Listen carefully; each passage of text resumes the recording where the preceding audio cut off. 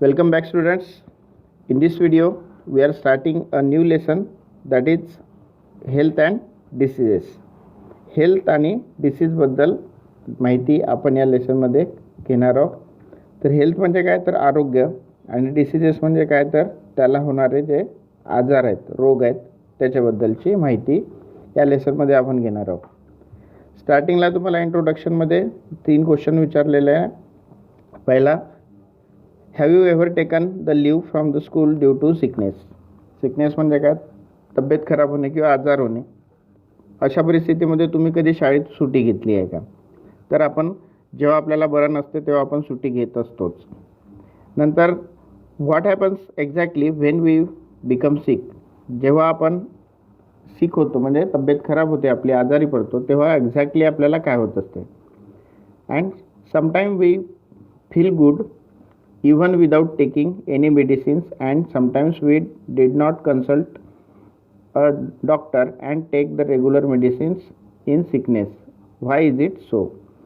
की कधी कधी काय होते की आपण सिक होतो, आजारी होतो, तर आपल्याला कधी कधी without any treatment, without any medicine आपण बरे होऊन जातो. आणि sometimes we have to take a regular medicines. कधी कधी आपल्याला काय करावं लागते तर रेग्युलर मेडिसिन घ्यावे लागतात. तर यामध्ये सर्वात पहिले महत्त्वाचा पहिला मुद्दा हेल्थ. हेल्थ म्हणजे काय? तर health is the state of complete physical, mental and social wellbeingness and not merely the absence of any disease. तर हेल्थ काय आहे? तर पहिले म्हटलं आहे कंप्लीट म्हणजे पूर्णतः physical, mental and social. Physically म्हणजे शारीरिकदृष्ट्या, मेंटल म्हणजेच मानसिकदृष्ट्या आणि सोशल म्हणजे सामाजिकदृष्ट्या.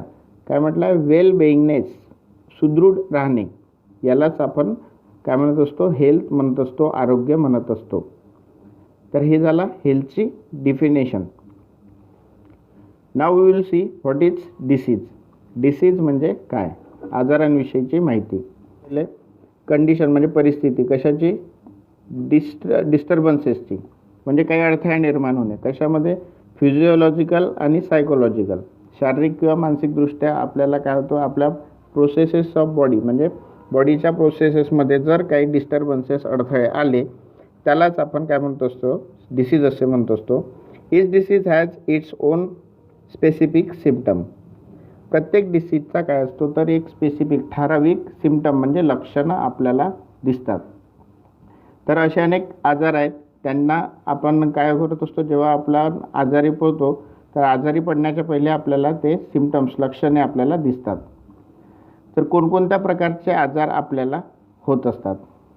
तर हा विषय पाहणार आपण टाईप्स ऑफ डिसीज, म्हणजे डिसीजचे प्रकार. You must have heard the names of the various disease. अनेक डिसीजचे आपण काय केलेले नाव आपण ऐकतो. जसं की नेहमीच्या याच्यामधले जसं डायबिटीज आहे, कॉमन कोल्ड आहे, अस्थमा आहे, डाऊन सिंड्रोम आहे, हार्ट डिसीज म्हणजे हार्टशी रिलेटेड काही डिसीजेस, किडनीशी रिलेटेड काही डिसीजेस. आणि reasons and symptoms of all the disease are different.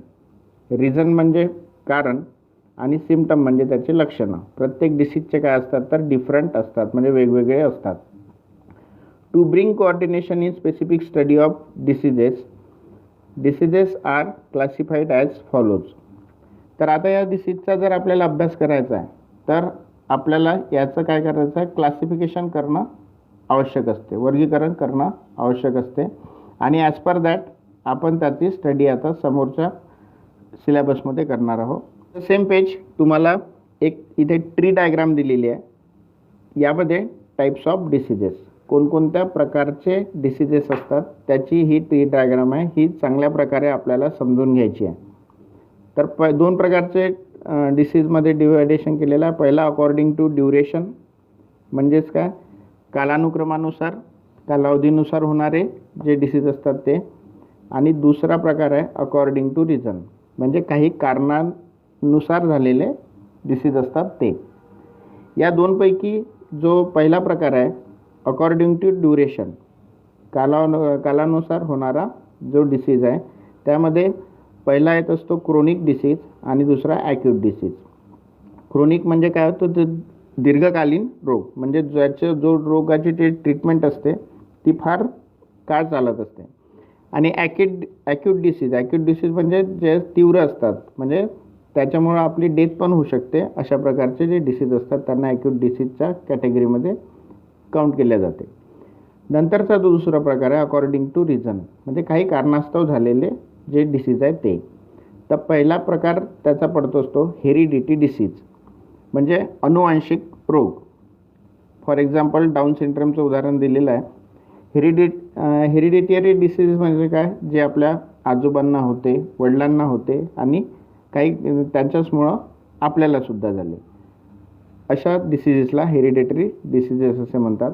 आणि ॲक्वायर्ड डिसीज म्हणजेच काय, की काही कारणाने उपर्जित झालेले रोग, म्हणजे आपोआप झालेले ते हे असतात, डिसीज असतात. याचे 2 भागामध्ये विभागणी केलेली आहे. पहिला म्हटलं आहे infectious disease like common cold, flu and dengue. इन्फेक्शननी झालेले डिसीज, याच्यामध्ये कॉमन कोल्ड दिलेलं आहे, फ्लू दिलेलं आहे आणि डेंग्यू, हे 3 उदाहरणं डिसीजचे दिलेले आहे. जे आपल्याला कॉमन कोल्ड, फ्लू, डेंग्यू ह्या ज्या हे असतात डिसीज असतात, त्या नॉर्मली आजकाल शहरांमध्ये गावांमध्ये कोणाला पण होऊ शकते. नंतर आहे नॉन इन्फेक्शियस डिसीज, असं डिसीज ज्यांचं इन्फेक्शन होत नाही, just like a diabetes and heart disease. म्हणजे डायबिटीजच्या पर्सनसोबत तुम्ही राहिले तर तुम्हाला डायबिटीज होणार नाही. हार्ट डिसीजच्या पेशंटसोबत तुम्ही राहिले तर हार्ट डिसीज तुम्हाला होणार नाही. पण कॉमन कोल्ड हे जे इन्फेक्शियस डिसीज आहे, कॉमन कोल्ड, फ्लू, तर अशा जर पेशंटसोबत आपण राहिलो तर आपल्याला त्यांच्यापासून इन्फेक्शन होऊन त्यांच्यासोबत आपल्यालासुद्धा तो आजार होऊ शकतो. तर हे झालं कॅटेगरायझेशन ऑफ टाईप्स ऑफ डिसीजमध्ये.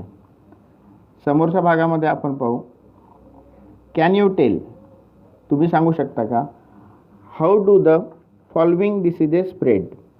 खालील जे डिसीज आहेत ते कशा प्रकारे स्प्रेड होतात.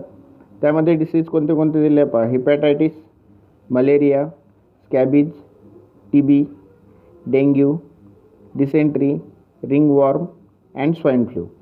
हे डिसीज कशा प्रकारे स्प्रेड होतात. दुसरा प्रश्न दिला आहे, what do we mean by pathogen. Pathogen म्हणजे काय, तर पॅथोजेन म्हणजे ते कॅरियर असतात कशाचे, जो डिसीजेसचे, त्याला रोगाचे जंतू म्हणतो आपण. आणि थर्ड म्हटलं आहे what do we mean by infectious disease.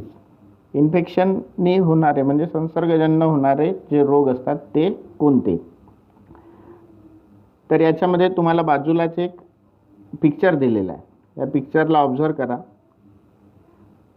Infection through स्प्युटम म्हणजेच काय, थुंकीद्वारे होणारे जे आजार असतात, इन्फेक्शन असतात ते.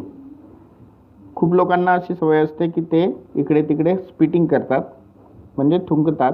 त्यामुळं बघा कोणकोणते प्रकारचे डिसीजेस होऊ शकते. इथे पिक्चरमध्ये आपण पाहू शकतो, in this area small droplets म्हणजे छोटे आणि ड्रॉपलेट्स म्हणजे थेंब, आर व्हेपोराइज इनटू फाईन मिस्ट. हे काय होतात, जो इन्फेक्टेड पर्सन आहे, हा जर इन्फेक्टेड पर्सन आहे तर या इन्फेक्टेड पर्सननी जर स्पिटिंग केलं किंवा शिंकलं तर काय होणार, याच्यात जे माउथ आहे, माउथमधून जे ड्रॉपलेट्स बाहेर येत आहे ते होईल आपल्या आजूबाजूच्या सराउंडिंगमध्ये काय होईल, ते मिक्स होऊन जाईल.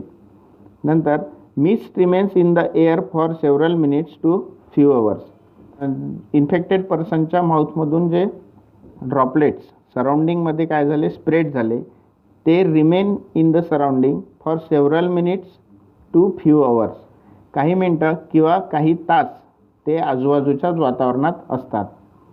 मग काय होईल की त्या इन्फेक्शियस पर्सनच्याकडून जे काही व्हायरस किंवा जे काही इन्फेक्शन त्या आसपासच्या परिसरात झालेलं आहे तर ते कोणाला होईल, जे नियरबाय असलो तर ते आपल्यालासुद्धा होईल. Large droplets settles at the ground within few seconds. जे लार्ज ड्रॉपलेट्स असतात ते लवकरच काय होतात, ग्राउंडवर सेटल होतात, म्हणजे थांबतात. आणि बाकीचे जे असतात ते इन्फेक्शन काय करतात, तर जवळपासच्या सराउंडिंगमध्ये ते स्प्रेड करतात. तर अशा प्रकारे हे जे आहे इन्फेक्टेड पर्सनपासून अदर पर्सनला होण्याचे काय आहे तर चान्सेस. नेक्स्ट पेजवर बघा, तुम्हाला एक टेबल दिलेलं आहे. त्या टेबलमधले कॉलम बघा कोणते कोणते. नेम ऑफ द डिसीज म्हणजे कोणत्या प्रकारचा आजार, पॅथोजन म्हणजे त्याचे कॅरियर कोणते कोणते आहे ते, कशा प्रकारे ते स्प्रेड होतात, कोणत्या पॅथोजनने स्प्रेड होतात, मोड ऑफ इन्फेक्शन, इन्फेक्शन कसं होते, सिम्पटम म्हणजे त्याचे लक्षणं काय आहे, आणि प्रिव्हेन्शन अँड ट्रीटमेंट त्याचा कशा प्रकारे तो जर डिसीज झाला तर त्याचा आपण प्रतिकार करायची किंवा ट्रीटमेंट करायची याच्याबद्दलची माहिती याच्यामध्ये दिलेलं आहे. इन्फेक्शन कशाने होत असते तर कॉन्टॅमिनेटेड वॉटर, फूड, व्हेक्टर्स, कॉन्टॅमिनेटेड एअर आणि यांच्यापासून इन्सेक्टपासून आपल्याला सुद्धा हे डिसीज होऊ शकतात. याची डिटेल्समध्ये आपण आता इथे या टेबलमध्ये अभ्यास करणार आहोत. सर्वात पहिला डिसीज तुम्हाला या टेबलमध्ये अभ्यासायचा आहे ट्युबरक्युलोसिस, त्याला TB असे म्हणत असतात. पॅथोजन्स म्हणजे याचे रोगजंतू कोणते कोणते आहे, मायकोबॅक्टेरियम ट्युबरक्युलो या रोगजंतूंनी हा ट्युबरक्युलोसिस नावाचा डिसीज होत असतो. मोड ऑफ इन्फेक्शन, इन्फेक्शन कसं होते तर स्पिटिंग बाय पेशंट, की जो इन्फेक्टेड पर्सन आहे TBचा त्यांनी जर स्पिटिंग केलं, तो थुंकला कुठे, through air, prolong contact with and sharing of materials of patient. एखाद्या पेशंटसोबत जर जास्त वेळपर्यंत कालावधीपर्यंत तुम्ही जर कॉन्टॅक्टमध्ये राहिले किंवा त्यांच्या काही गोष्टी मटेरियल शेअर केल्या, वस्तू वापरल्या, त्यामुळं हा ट्युबरक्युलोसिस TB हा डिसीज होऊ शकतो. त्यानंतर याचे सिम्पटम काय काय लक्षण आहे, जर एखाद्या व्यक्तीला जर TB झाला असेल तर आपण कसं त्याचे लक्षणं जाणून घ्यायचे. सर्वात पहिले म्हटलं क्रॉनिक कफ, की त्याला काय असतो क्रॉनिक कफ, नॉर्मल कफ नाही म्हणजे तीव्र जास्त इंटेन्सिटीमध्ये त्याला कफ येतो, खोकला येतो. ब्लडी स्पिटिंग, त्याच्या स्पिटिंगमधून ब्लड येऊ शकतात. आणि इमॅसिएशन, डिफिकल्ट ब्रिदिंग, आणि त्याला श्वास घेण्यामध्ये काय होतो त्रास होतो. हे त्याचे लक्षणं. प्रिव्हेन्शन कसं करायचं, कशा प्रकारे आपण TBपासून वाचू शकतो, आणि ट्रीटमेंट कशा प्रकारे त्याची ट्रीटमेंट करायची. तर BCG व्हॅक्सिन जे आपल्याला लहान छोट्या मुलांना आजकाल देत असतात, BCG व्हॅक्सिनच्या मदतीने आपण TBपासून प्रिव्हेन्शन करू शकतो. नंतर isolation of patient, regular medicine like dot. Isolation म्हणजे काय करायचं, अशा इन्फेक्टेड पर्सनला थोडंसं विलगीकरणात ठेवायचं, म्हणजे त्या व्यक्तीचा कॉन्टॅक्ट दुसऱ्या लोकांशी नाही आला पाहिजे याची सावधानी घ्यायची. आणि कशा प्रकारे रेग्युलर मेडिसिन लाईक डॉट. तर डॉटची जी ट्रीटमेंट असते ती सगळ्या गव्हर्नमेंट हॉस्पिटलमध्ये फ्री ऑफ कॉस्ट अवेलेबल आहे. तर त्या डॉटच्या ट्रीटमेंटना TB हा 100% काय होतो बरा होतो. नंतरचा नेक्स्ट डिसीज आहे हिपॅटायटिस, त्याला आपण जॉन्डिस असे म्हणतो असतो. याचे जे हे असतात पॅथोजेन्स, रोगजंतू कोणते कोणते आहेत, hepatitis virus A, B, C, D और E ह्या प्रकारचे ह्या व्हायरसनी तो स्प्रेड होत असतो. मोड ऑफ इन्फेक्शन, कशा प्रकारे आपल्याला हा हिपॅटायटिस जॉन्डिस होऊ शकतो, कशा कॉन्टॅमिनेटेड वॉटर, अशुद्ध पाणी जर आपण पिलो तर आपल्याला जॉन्डिस होण्याची शक्यता आहे. Sharing of needles, blood transfusion, जर निडल्स इंजेक्शन्स वगैरे ब्लड ट्रान्सफ्युजनच्या जर आपण दुसऱ्या इन्फेक्टेड पर्सनचा वापरल्या त्याच्याने सुद्धा हिपॅटायटिस जॉन्डिस आपल्याला होऊ शकतो. याचे सिम्पटम्स काय आहे तर ॲनेक्सोरिया, येलो युरिन म्हणजे काय, ॲनेक्सोरिया म्हणजे काय, तुम्हाला अजिबात म्हणजे भूक लागण्याचा जो हे आहे इंटेन्सिटी आहे ती कमी होऊन जाणे, भूक कमी लागणे. येलो युरिन म्हणजे युरिन पिवळी येणे. जनरल विकनेस म्हणजे साधारण काय राहणे, विकनेस राहणे, अशक्तपणा वाटणे. नौसिया म्हणजे त्याला आपण मळमळ वाटणे म्हणतो. वॉमिटिंग, उलटी येणे. ग्रे स्टूल, अशा प्रकारच्या ज्या सिम्पटम्स आहे ते या हिपॅटायटिस डिसीजचे आहे. आणि नंतर याच्यापासून कशा प्रकारे आपण प्रिव्हेन्शन आणि ट्रीटमेंट घेऊ शकतो, तर ड्रिंकिंग बॉइल्ड वॉटर, पाणी पिताना कोणतं पाणी प्यायचं, तर बॉइल्ड वॉटर प्यायचं, उकळलेलं पाणी, आणि प्रॉपर क्लिनिंग ऑफ हँड्स, आणि वारंवार आपण काय करायचं, हँड वॉश करायचा. अशा प्रकारे आपण जॉन्डिसपासून प्रिव्हेन्शन घेऊ शकतो. नेक्स्ट आहे डिसीज डिसेंट्री. डिसेंट्रीचा जो डिसीज असतो तो आपल्याला कसा होतो, तर त्याचे जे पॅथोजेन्स आहे ते पॅथोजेन्स म्हणजे रोगजंतू कोणते कोणते आहे, बॅक्टेरिया, व्हायरस, शिगेला बॅसिली, अँटामिबा आणि हिस्टोलेटिका यांच्यापासून हा डिसेंट्रीचा डिसीज आपल्याला होऊ शकतो. नंतर याचा मोड ऑफ इन्फेक्शन, कशा प्रकारे हा डिसीज होऊ शकतो, तर कॉन्टॅमिनेटेड फूड अँड वॉटर, अशुद्ध पाणी किंवा अशुद्ध अन्न जर आपण खाल्लं तर डिसेंट्रीचा डिसीज आपल्याला होऊ शकतो. काय सिम्पटम्स आहे, तर वॉटरी स्पूल, पेन्स इन ॲब्डोमेन. ॲब्डोमेन म्हणजे पोटाचा त्रास होणे, पोट दुखणे. वॉटरी स्टूल म्हणजे पातळ संडासाचा त्रास होणे. अशा प्रकारे याचे लक्षण आहेत. आणि प्रिव्हेन्शन अँड ट्रीटमेंट, कशा प्रकारे प्रिव्हेन्शन ट्रीटमेंट करू शकतो, तर ड्रिंकिंग ऑफ बॉइल्ड वॉटर, उकळलेलं पाणी प्यायचं, proper storage of food, ORS consumption. Food कसं ठेवायचं, उघड्यावर ठेवायचं नाही, नेहमी फूड झाकून ठेवायचं किंवा एअरटाईट कंटेनरमध्ये ठेवायचं. ORSचं जे पावडर असते किंवा वॉटर असते ते नेहमी कंझ्युम करत राहायचं.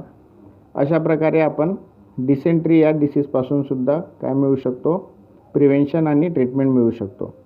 नेक्स्ट डिसीज आहे कॉलेरा. कॉलेरा कशाने होतो, तर त्याचे जे रोगजंतू आहेत, पॅथोजेन्स कोणते आहे, तो व्हायब्रिओ क्लोरेरिया हे बॅक्टेरियाज असतात. व्हायब्रिओ क्लोरिया बॅक्टेरियम या पॅथोजेन्सपासून हा डिसीज होत असतो. कशामुळे होतो, तर कंटॅमिनेटेड वॉटर अँड फूड, अशुद्ध पाणी, अशुद्ध अन्न जर खाल्लं तर आपल्याला हा कॉलेरा रोग होत असतो. याचे लक्षणं काय आहे, तर ओमेटिंग, उलटी होतो, सेवर डायरियाचा आणि क्रॅम्प्सिंग लेग्स म्हणजे पायाचा काय होणे, त्रास होणे, पायामध्ये दुखणे. याची ट्रीटमेंट काय आहे, तर फॉलोइंग हायजेनिक प्रॅक्टिसेस. हायजेनिक म्हणजे स्वच्छता आणि स्वच्छता पाळणे. हायजेनिक प्रॅक्टिसेस फॉलो करायच्या म्हणजे स्वच्छतेचा नेहमी वापर करायचा. अवॉइडिंग ओपन प्लेस फूड, उघड्यावर अन्न खायचं नाही. उघड्यावर असलेलं अन्न कधीच आपण काय केलं पाहिजे, अवॉइड केलं पाहिजे. ड्रिंकिंग बॉइल्ड वॉटर, नेहमी पाणी कोणतं पिलं पाहिजे, तर बॉइल्ड वॉटर पिलं पाहिजे. व्हॅक्सिनेशन अगेन्स्ट कॉलरा, आणि कॉलराची व्हॅक्सिन आता अवेलेबल आहे, तर व्हॅक्सिनेशन आपण कॉलराची घेतली पाहिजे, म्हणजे कॉलराची लस घेतली पाहिजे. तर हा झाला कॉलराबद्दलची. आणि नंतरची माहिती आहे डिसीज टायफॉईड. टायफॉईडचा बद्दलची माहिती, त्याचे पॅथोजेन्स कोणते कोणते आहे, कोणत्या रोगजंतूमुळे होतो हा, तर सोलोमोनेला टायफी बॅक्टेरियम. सोलोमोनेला टायफी बॅक्टेरियम नावाचा जो पॅथोजन आहे त्यामुळं हा टायफॉईड नावाचा डिसीज होत असतो. कशा माध्यमातून होतो, तर कॉन्टॅमिनेटेड फूड अँड वॉटर, अशुद्ध पाणी, अशुद्ध अन्न जर आपण खाल्लं तर टायफॉईड होणार. याचे काय काय सिम्पटम्स आहे ते पाहूया. ॲनोरेक्सिया, नंतर हेडॅक, रॅश, ॲब्डोमेन आणि dysentery, fever up to 104 degree Fahrenheit. काय होते, ॲनोरेक्सिया म्हणजे भूक कमी लागणे, हेडॅक म्हणजे डोकं दुखणे, रॅश ऑन ॲब्डोमेन म्हणजे पोटांवर जे ॲब्डोमेन असते तुमचं त्याच्यावर काय नाही, रॅशेस येणे म्हणजे पुरट्स येणे, आणि fever up to 104 degree Fahrenheit 104पेक्षा जास्त फॅरेनहाइटचा ताप येणे, हे टायफॉईडचे लक्षण आहेत. याची ट्रीटमेंट कशी करायची, तर ड्रिंकिंग क्लीन वॉटर, पाणी कसं प्यायचं, स्वच्छ पाणी प्यायचं. वॅक्सिनेशन म्हणजे त्याची टायफॉईडची लस आपण घ्यायची. प्रॉपर डिस्पोजल ऑफ सेवेज, आणि जे वेस्ट वॉटर असते आपल्या घरचं त्या वेस्ट वॉटरची केली पाहिजे आपण, तर प्रॉपर ट्रीटमेंट म्हणजे ते कधीच उघड्यावर सोडून न देता त्यांना पाईपच्या थ्रू आउट ऑफ सिटीच्या बाहेर आपण पाठवलं पाहिजे. After this on this page तुम्हाला एक ॲक्टिव्हिटी दिलेली आहे. Prepare a similar table for information about various diseases like enteritis, malaria, plague and AIDS. या डिसीजेसविषयीचा सुद्धा आपल्याला असाच एक टेबल, जसा वरचा टेबल आपण स्टडी केला तसा एक टेबल तयार करा. त्यामध्ये एंटरायटिस, मलेरिया, प्लेग आणि एड्स सारख्या रोगांची काय तुम्हाला माहिती मिळवायची आहे की डिसीजचं नाव काय आहे, त्याचे पॅथोजन काय आहे, त्याचे सिम्पटम्स काय आहे, कोणत्या माध्यमातून, कोणत्या सिच्युएशननी, कोणत्या मोडनी तो इन्फेक्शन होतो आणि त्याची प्रिव्हेन्शन काय आहे आणि ट्रीटमेंट काय आहे याविषयीची माहिती द्यायची आहे. Now see on the same page some infectious disease. आता आपल्याला काही डिसीजची माहिती इथे तुम्हाला स्वतः कलेक्ट करायची आहे. त्यामध्ये कोणते कोणते आहे तर बघा, prepare a small table of information about various diseases. एका डिसीजेसबद्दल माहिती घेण्यासाठी एक टेबल तयार करा. त्या डिसीजेसमध्ये कोणते डिसीज तुम्हाला हे करायचं माहिती मिळवायची आहे तर एंट्रायटिस, मलेरिया, प्लेग आणि एड्स अशा ज्या डिसीज आहे त्या डिसीजची माहिती आपल्याला कलेक्ट करायची आहे with the help of internet or any encyclopaedia. त्यामध्ये काय काय कराल तुम्ही तर त्या डिसीजचं नेम, त्याचे पॅथोजन कोणते कोणते आहे म्हणजे त्यांचे रोगजंतू कोणते कोणते आहे ते माहिती मिळवा. मोड ऑफ इन्फेक्शन म्हणजे तो कशाप्रकारे इन्फेक्शन करतो दुसऱ्या पेशंटला त्याची माहिती. सिम्पटम म्हणजे त्याचे लक्षणं कोणते कोणते आहेत ते. आणि प्रिव्हेन्शन अँड ट्रीटमेंट म्हणजे तो कशाप्रकारे आपण त्याची प्रिव्हेन्शन करू शकतो म्हणजे प्रतिकार करू शकतो आणि ट्रीटमेंट करू शकतो म्हणजे उपचार करू शकतो. ही माहिती तुम्हाला मिळवायची आहे. So stay at home, study regularly and thank you for watching.